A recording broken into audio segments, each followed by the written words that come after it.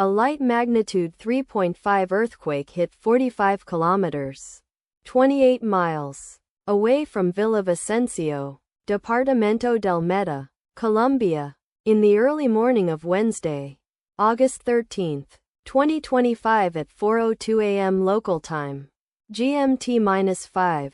The depth of the quake could not be determined, but is assumed to be shallow. The quake was not felt, or at least not reported so. First to report, Raspberry Shake after 4 minutes. The earthquake occurred 5 weeks after a magnitude 3.7 earthquake had hit on Monday, July 7, 2025, at 6:08 p.m. GMT-5 local time, in 6.3 kilometers, 3.9 miles, distance to the west. Data source from Volcano Discovery. Did you feel it? Let us pray. May the earthquake that occurred not affect our brothers and sisters there. May the earthquake not happen again. And may God protect everyone. Amen.